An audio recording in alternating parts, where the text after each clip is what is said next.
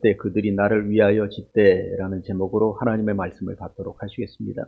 오늘 본문은 광야에 머물고 있던 백성들이 성막을 짓는 이야기입니다. 우리 교회도 마침 주의전을 지어가는 이 즈음에 이 본문이 우리에게 큰 은혜가 되지 않을까 하는 생각이 있습니다. 특별히 오늘 본문 8절을 읽으면서 설교를 시작해 보려고 합니다. 내가 그들 중에 거할 성소를 그들이 나를 위하여 짓되, 이런 말씀입니다. 이 한 절을 가지고 세 주제로 나누어서 말씀을 받도록 하겠습니다. 첫 번째, 그들이. 여기서 말하는 그들은 당연히 이스라엘 백성들이었습니다. 얼마 전까지 애굽 땅에 구속되어 있다가 이제 하나님의 은혜로 그들이 탈출해 나오게 되었고, 현재는 광야에 머물러 있습니다. 애굽 땅을 탈출해 나오기 직전까지 그들은 노예였습니다. 몇 년간, 430년이라고 하는 긴 시간 동안 애굽 땅에서 노예 생활을 했는데 그들의 힘으로 나올 수가 없었죠. 전적으로 하나님의 은혜였습니다. 노예가 뭘 하는 사람들입니까? 당시 노예에게는 별명이 하나 있었는데 말하는 짐승이었습니다. 그러니까 짐승하고 다 똑같은데 짐승하고 다른 점 하나 있으면 말은 할 줄 안다. 말하는 짐승이라는 별명을 가지고 있었던 사람들입니다. 하나님께 그들을 탈출할 수 있도록 도와주었고요. 그리고 광야에 일단 자유민이 되었다고 말씀하고 있습니다. 하나님의 은혜가 얼마나 크고 놀라운 것입니까? 노예 출신들이 자유민이 된 것입니다. 광야에 머물러 있으면서 그냥 가만히 있을 수가 없는 것이죠. 그런 하나님, 그렇게 은혜로운 하나님, 우리를 구원하신 하나님, 해방시켜 주신 하나님 앞에 이제 제사를 드려야 되는데, 제사 드리는 공간, 성막이 필요했구나 하는 것입니다. 나중에 솔로몬이 성전을 지을 때는 엄청난 목재와 엄청난 석재들을 가지고 짓다 보니까 많은 금액이 필요했겠습니다만, 이들이 광야에다 짓는 성막은 그냥 기둥, 나무 기둥과 그리고 천막으로 이렇게 덮는 형태이다 보니까 많은 재정이 필요한 것은 아니었습니다. 다만 헌물이 필요했던 것인데, 당시에는 아직 화폐 제도가 없었기 때문에 무슨 동전이 있거나 지폐가 있거나 그러지는 않았습니다. 다만 성막을 짓기 위한 헌물이 필요했던 것입니다. 오늘 본문보다 앞에 있는 3절부터 7절까지 보면 헌물의 목록들이 나와 있는데 금도 은도 놋도 있었다고 나와 있습니다만, 짐승, 가죽, 짐승의 털, 이러한 것들을 헌물로 받아서 그것을 가지고 성막을 지어가길 원하셨구나 하는 것입니다. 다 모아봤자 별건 아니었을 것입니다. 그러나 노예 출신들 아닙니까? 그 노예 출신들이 탈출해 나오면서 뭘 가지고 나왔겠어요? 가지고 있는 것이 만만치 않은 그들에게 그나마 드리려고 하면 힘에 부치는 버거운 사람들도 없지 않아 있었겠다 하는 것입니다. 그러다 보니까 주님께서는 출애굽기 25장 2절에서 이렇게 말씀하십니다. 이스라엘 자손에게 명령하라는 거예요. 내게 예물을 가져오라고 명령을 하되 기쁜 마음으로 내는 자가 내게 바치는 모든 것을 너희는 받을지니라. 억지로 내는 거 받지 말라는 것입니다. 기쁨으로 내는 헌물만 받아서 그것 가지고 성막을 지으라고 말씀하고 있는 것이죠. 오늘 설교 제목 첫 번째가 뭐라고 그랬습니까? 그들이라고 그랬습니다. 여기서 말하는 그들은 노예 출신들, 그리고 애굽 땅을 탈출해 나오긴 했지만 가진 것이 별반 없는 사람들. 그러나 그들은 성막을 세우긴 세워야 되는데, 성막을 세우는 데에 뭐가 1순위로 필요했다고? 기쁨. 기쁨을 이 가슴에 장착하면 기쁨 가지고 충분하다고 말씀하고 있는 것이죠. 제가 볼 때 우리 교회도 마찬가지입니다. 출애굽한 광야 백성들이 정말 가진 것이 없는 것처럼 제가 우리 교회 성도들의 면면을 이리 살펴보았더니 수백억, 수천억 부자는 없는 것 같더라고요. 그런데 헌금 하시는 것 보니까 기쁨으로 하시더라. 제가 볼 때 성막을 짓든 성전을 짓든 이 땅에서 교회를 짓든 기쁨이면 충분합니다. 이 마음에 기쁨을 장착하게 되면 주님께서 받으시는 것은 기쁨의 헌금이구나. 기쁨으로 내는 헌금 주님께서 받으시고 복의 복으로 이끌어 주실 줄로 믿습니다. 아무튼 이 속에 주님을 사랑하는 마음, 교회를 사랑하는 마음, 그리고 그 기쁨의 불덩어리 하나씩만 가지고 있으면 뭐가 문제가 되겠습니까? 기쁨이면 충분한 줄로 믿습니다. 두 번째 보니까 나를 위하여입니다. 나를 위하여, 주님을 위하여 그리하라는 것인데 8절 보니까 내가 그들 중에 거할 성소를 그들이 누구를? 나를 위하여, 주님을 위하여 지어야 된다고 말씀하고 있는 것입니다. 우리 교회는 건축을 하게 되면 좀 더 편한 공간에서 예배 드리게 될 것입니다. 그리고 좀 더 편리한 공간에서 후세들을 길러내게 될 것입니다. 그리고 건물 보고도 건물이 전도할 수도 있겠다 하는 생각도 해봅니다. 그런데 그 건물에 주님이 빠지면 그냥 건물이지 그것을 성전이라 할 수 없습니다. 그 공간에 주님이 거하셔야 진짜 주의 성전이 된다는 사실은 분명해 보이죠. 그러다 보니 성막을 짓는데 허름하게 짓든 허접하게 짓든 누더기를 가지고 짓든 거기에 짓는 것은 목적이 뭐다? 나를 위하여 지어야 된다. 주님을 위한 목적을 가지고 지어야 된다고 주님이 분명하게 못 박아서 말씀하고 계신 것이죠. 그러다 보니까 주님을 위하여 짓는데 주님이 도면까지도 내려주셨습니다. 9절 말씀을 보았더니 물은 내가 네게 보이는 모양대로 도면을 보여주셨습니다. 그 모양대로 장막을 지으라고. 그리고 장막 안에 들어가는 모든 기구들도 그 모양, 도면을 내려준 대로 지으라고 말씀하고 계신 것입니다. 이런 생각을 한번 해보았습니다. 하나님께서 야 모세야, 너희들이 예배드릴 공간이니까 너희들끼리 머리 짜내서 한번 도면 만들어 봐라. 그리고 성막 안에 어떤 기물들이 들어가면 좋은지 한번 그러한 것들도 제작 설계를 한번 해봐라. 모세가 그 도면을 한번 만들어서 백성들 앞에 보여줬다고 한번 생각을 해보십시다. 말 많았을 것입니다. 왜 요거밖에 안 하냐? 이것은 왜 이렇게 작게 했느냐? 요렇게 좀 하지 하면서 얼마나 말이 많았겠습니까? 그러다 보니 이 땅에 처음으로 성막을 짓는 이 일에 하나님께서는 직접 개입하셨고 하나님께서 설계 도면을 내려주셨다라고 하는 것입니다. 세상에 나가보면 교회 성도들을 향해서 이런 말들을 합니다. 교회 성도들 참 말 잘하잖아요. 맞습니다. 세상 사람들보다 제가 볼 때 교회 다니는 사람들이 말 잘하더라고요. 그런데 그들이 교회 다니는 사람들 말 잘하잖아요 얘기할 때 보면은 교회 다니는 사람들이 예쁜 말, 아름다운 말을 잘한다 그런 의미도 있겠습니다만 어떤 때는 빈정거리는 의미가 내포되어 있습니다. 부정적인 말도 잘하더이다. 남을 욕하는 말도 잘하더이다. 어떤 때는 저주스러운 말도 잘하더이다. 아무튼 말 잘한다라고 하는 것이 정말 긍정적으로 축혀 세우면서 칭찬하면서 하는 말이 아니라 비꼬면서 하는 말일 때는 참 기분이 듣기 안 좋다 하는 생각이 들기도 합니다.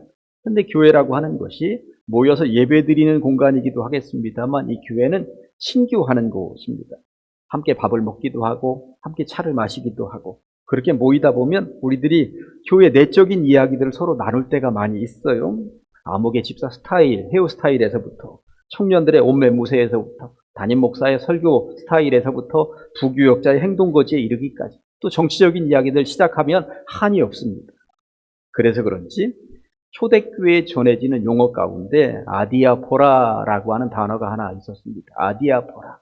상관하지 말거나 대수롭지 않게 여겨도 되는데 뭘 그렇게 나서서 일일이 다 간섭하려고 그러고 부정적으로 얘기하려고 그러고 토를 날려고 그러고 그러느냐. 어지간하면 너무 깊이 개입하면서 상관하려고 하지 말고 토도 달지 말고 그냥 모르는 체하고 지나가는 것이 좋을 때가 얼마나 많은지 아느냐 이런 말이죠. 교회는 사실 공동체입니다. 공동체라고 하는 말은 홀로 있는 것이 아니라 함께 모여 있다는 것입니다.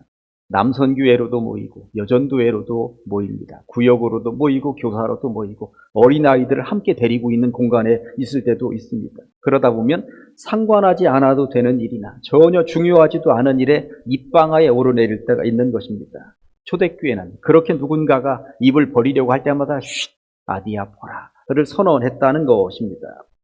성경에는 이런 좋은 예가 몇 가지 있는데 첫 번째 이런 예를 한번 들어보겠습니다. 출애굽할 때였습니다. 백성들이 출애굽을 했습니다.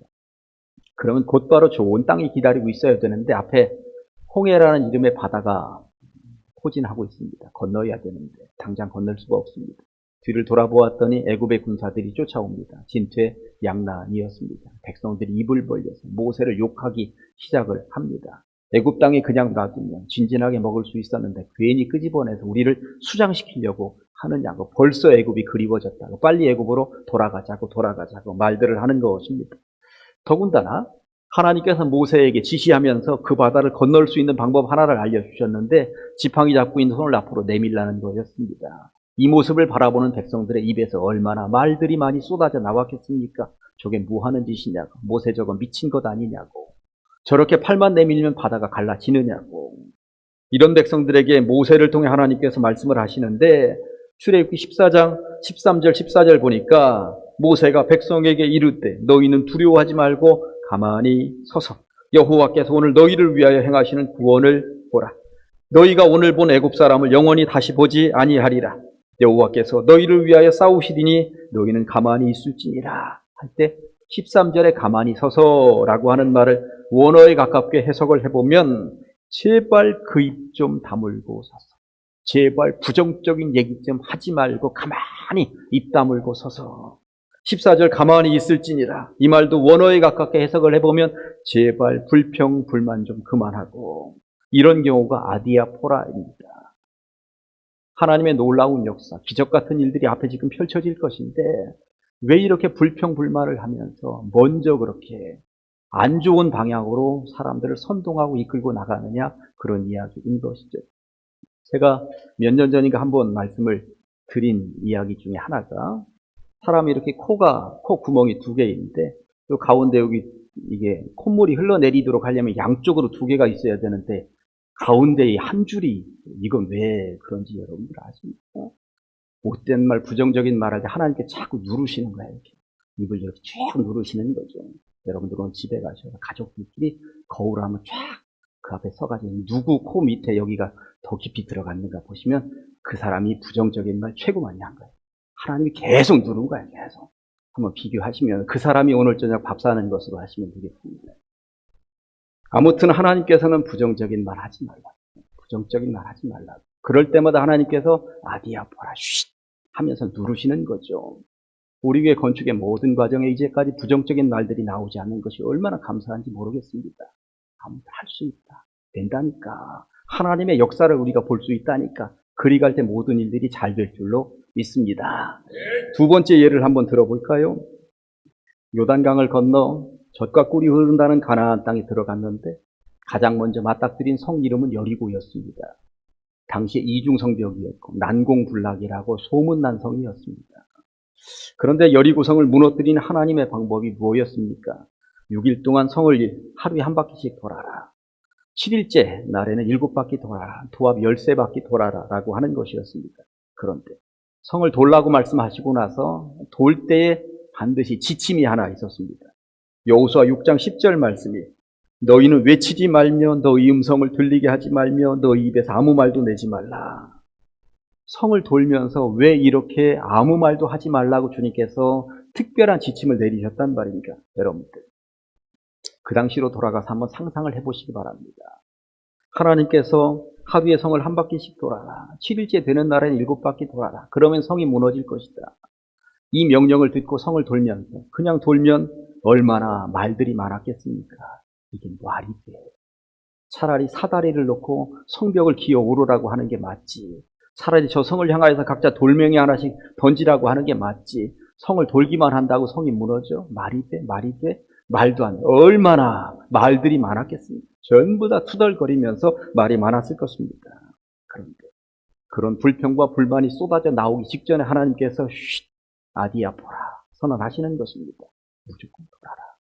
무조건 돌아라. 무조건 예배해라. 무조건 기도해라. 사람의 방법이 아니라 하나님의 방법이 있으니 하나님의 방법을 통하여서 이룰 그것을 보기 위하여서 일단 불평의 입은 닫고, 불평의 입은 닫고 시도해보자. 하나만 더 예를 들어볼까요? 솔로몬이 성전을 지을 때였습니다. 그런데 솔로몬이 정말 신경을 많이 쓰는데 열왕기상 6장 7절을 보았더니, 이 성전은 건축할 때 돌을 그 뜨는 곳에서 다듬고 가져다가 건축하였으므로 건축하는 동안에 성전 속에서는 방망이나 도끼나 모든 철 연장 소리가 들리지 아니하였으되. 솔로몬 정말 대단한 인물입니다. 돌을 다듬는데 성 안에서는, 특히 성전 안에서는 하여튼 정을 쪼개면서 돌을 다듬는 소리가 못 나게 했다는 것입니다. 성 밖에서 돌 뜨는 곳에서 다 다듬어 가지고 싣고 와서 여기는 그냥 이렇게 차곡차곡 쌓기만 하는 것입니다. 쇠소리 나면 안 된다. 성전 짓는 곳에서 그런 둔탁한 쇠소리 나면 안 된다. 그러니 얼마나 거룩하고 평온한 공간을 지어가려고 하는 솔로몬의 정신, 그런 것이 담겨 있는 것일까요? 우리도 마찬가지입니다. 주의 전을 지어가는 이 길에 교회 내에서 쇠소리 같은 불편한 소리가 나서는 절대 안 된다는 것입니다. 그런 마음들이 있을 때 하나님께서 쉿, 아디아포라 하면서 쇠소리 내지 말라고 말씀하고 계신 것이죠. 그렇다면 쇠소리 대신 우리가 어떻게든 입을 벌려서 내야 되는 소리가 있습니다. 어떤 소리일까요? 감사의 소리입니다.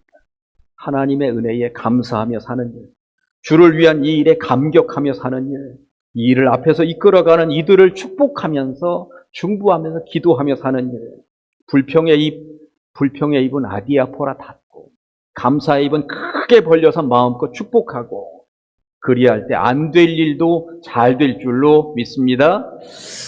로마서 14장 8절 말씀을 보았더니 우리가 살아도 주를 위하여 살고 죽어도 주를 위하여 죽나니 그러므로 사나 죽으나 우리가 주의 것이로다. 주를 위하여라는 이 단어 평소 사도 바울이 입에 달고 다니던 단어였습니다. 사도 바울은 왜 이렇게도 주를 위하여라는 단어를 입에 그렇게 달고 다녔던 것일까요? 뭘 하든 그것은 내 평생에 주님을 위한 일이어야 된다. 내 개인 욕심 하나도 없습니다. 나는 오직 주님을 위해서만 살겠습니다. 나의 일거수일투족이 주님의 기쁨 되길 원합니다. 주님의 마음을 흡족하게 하는, 시원하게 하는 그런 존재가 되길 원합니다. 그런 마음으로 평생을 살았다는 것이죠. 그래서 오늘 본문을 그런 정신으로 읽어보았더니 주님은 출애굽 백성들에게 뭐라고 말씀하고 계신 것이죠? 성막을 짓고 싶으냐? 개인적인 불평에는 입 닫고 주님을 위한 일이라는 목적은 절대 잊지 말면서 묵묵하게 감사하며 축복하며 살아라. 그리할 때 너의 건축은 잘 될 것이다. 주님이 말씀하고 계신 것입니다. 아무튼 우리의 전을 지어갈 때에 이 일이 주님을 위한 일이다. 내 개인적인 욕심, 나 편리하자고, 나 잘 살자고 하는 것이 아니라 결국 주님을 위한 일이다 할 때에, 그래서 감사를 회복하면서 주의 은혜를 갈구할 때에 모든 하늘의 복이 우리 교회에 그대로 이루어질 줄로 믿습니다. 세 번째, 짓되입니다. 짓되. 세월이 참 빠르죠? 2025년도 엊그제 시작한 것 같은데 벌써 6분의 1을 지금 살아냈습니다. 참 빠릅니다. 연초에 어떤 결단들을 여러분들 하셨는지 모르겠습니다. 아직까지도 유지되는 결단들이 있으실 테고 중간에 흐지부지 무너진 결단들도 있겠다 하는 생각이 듭니다. 인생 참 마음먹은 대로 안 돼요. 그래서 예수님은 마태복음 26장 41절에서 마음에는 원이로되 육신이 약하도다 이런 말씀을 하셨던 것입니다. 마음으로는 뭘 못하겠습니까? 다 할 수 있습니다. 그런데 육신이 안 따르죠. 주일이 되면 안 따르고 새벽이 되면 안 따르고 뭔가 또 해보려고 그러면 안 따르고 육신이 그렇게도 약합니다. 보통 사람들은 내일부터 하자 합니다. 그런데 내일이 옵니까? 아침에 일어나 보면 오늘이에요. 내일은 없습니다. 내일은 없어. 또 아침에 일어나 보면 오늘이야. 내일은 없습니다. 뭐든 하려면 오늘부터 해야 되는 것이죠. 제가 언젠가 한번 말씀드렸던가요? 제가 배제대에 가서 강의를 좀 할 때가 있었습니다. 그런데 1시간 강의하고 잠깐 쉬는 시간인데 복도 끄트머리에 가서 그냥 커피 한 잔 마시면서 시간 이렇게 보내고 있었는데 그 당시 복도 끄트머리 와서 담배를 피우는 남자아이들 3명이, 대학생인 3명이 있었어요. 그 녀석들이 뭔가 궁시렁궁시렁 이야기를 하다가 한 아이의 말이 똑똑하게 들렸습니다. 그때가 5월이었습니다. 내가 이 5월 말까지만 피고 담배 끊는다. 그런데 그 친구는 내가 볼 때 지금까지 못 끊었을 겁니다. 끊으려면 지금 끊어야 돼. 지금 당장 발로 부비고 나 이게 마지막이다 하고 끊어야 돼. 그런데 5월 마지막까지 제가 볼 때 보름은 남았는데 보름 더 피고 끊는다? 못 끊어. 지금 당장 하지 않으면 안 된다라고 하는 것입니다. 결단이 때로 이렇게 무서운 것이죠. 8절 말씀을 다시 한 번 더 읽어보면 내가 그들 중에 거할 성소를, 하나님이 거하는 그 성소를 그들이 나를 위하여 짓되 지어야 된다라고 주님이 말씀하고 계시는데 이 짓되라는 두 글자가 제 가슴을 두둥하고 올렸습니다. 정말 지어야 되는구나. 정말 지어야 되는구나. 애굽 땅에서 탈출해 나온 구원의 백성들입니다. 우리들은 죄악의 구렁텅이에서 탈출해 나온 구원의 백성들입니다. 그 백성들이 주님을 위하여 성막을 짓듯이 구원의 백성들인 우리들은 주의 전을 지어가야 되는 것입니다. 그런데 이 짓되라는 말만 해놓고 짓지 않으면 어떻게 될까요? 짓되, 결단했으면 정말 지어야죠. 제가 지난 화요일 새벽 설교 시간에 아브라함의 믿음을 언급하면서 아브라함의 믿음은 세 종류였다. 믿음을 해석해보면 세 종류였다.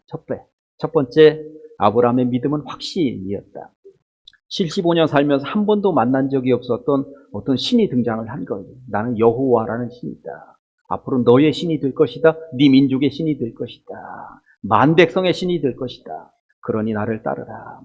그렇게 말씀하시는데 처음에는 긴가 설마 안 믿어지죠. 그러나 어느 순간에 가슴을 울렸고 그리고 확신이 생겼습니다. 아, 그래, 내가 평생 모실 신이구나. 믿음은 확신입니다. 그런 의미예요. 두 번째 믿음은 아멘입니다. 그 신이, 여호와라는 신이 아브라함에게 너 여기 고향 떠나야 되겠다. 내가 지시할 땅으로 가야 되겠다. 그때 아브라함이 진짜요? 했는지는 모르겠습니다만 아멘 하죠. 예, 가겠습니다. 떠나겠습니다. 확신이 아멘과 붙을 때 더 힘을 발휘하는 것입니다. 하나님에 대한 확신이 있는데 아멘을 못하는 경우들이 있습니다. 주어진 사명에 아멘을 못할 때가 있어요. 근데 아멘 해야죠. 주님이 주신 명령이라면. 그런데 이 확신이 아멘과 더불어서 더욱더 폭발력을 발휘하려면 세 번째 믿음은 도전입니다.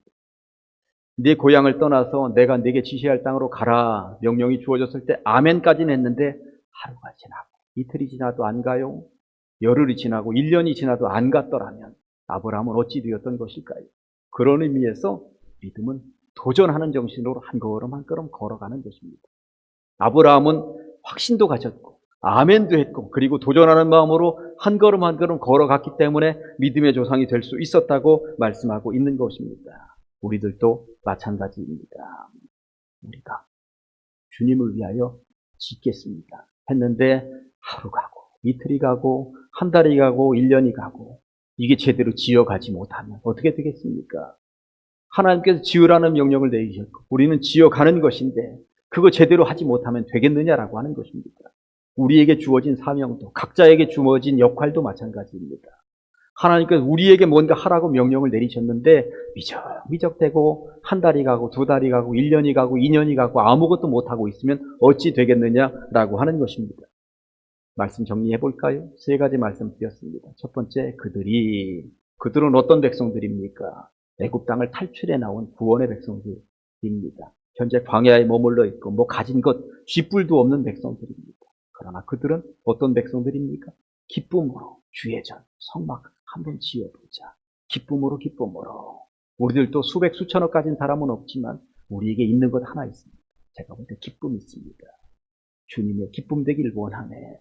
그러한 마음처럼 주의 전을 지어갈 때 기쁨이면 충분한 줄로 믿습니다. 두 번째, 나를 위하여 우리가 지어가는 이 전, 우리가 예배하는 이 모든 일들, 우리가 헌신하고 봉사하는 모든 일들 어떤 마음으로 하는 것입니까? 주를 위한다는 마음으로 하는 것입니다. 사나 죽으나 다 우리는 주의 것이다. 내가 살아도 주를 위하여 죽어도 주를 위하여 하는 일이다. 그 마음만 있으면 충분한 것이죠. 우리가 지어가는 이 공간, 건축, 주님을 위한 것입니다. 주님을 모시겠다고 하는 것이고 신앙의 후진들에게도 이 공간에서 예배하면서 주님을 배우고 익히고 평생 주님을 섬기면서 살 수 있도록 만들어내는 그러한 공간인 것입니다. 주를 위하여. 근데 세 번째가 뭐였습니까? 짓되. 누구나 다 결단을 합니다. 예배 자리에 머물러 있겠다. 기도의 자리에 머물러 있겠다. 그러나 결단만 하고 아무것도 안 하면 아무 의미가 없다는 것입니다. 주님의 일이라 생각이 되어지면 도전해보는 것이죠. 한 걸음이라도 걸어가 보는 것입니다. 그렇게 우리는 주님의 집을 정말 지어가게 될 것입니다. 왜? 주님이 원하시는 일이기 때문에 그렇습니다. 말씀을 이렇게 약간 변형시켜서 여러분들에게 결론처럼 말씀을 드려보면 정리합니다.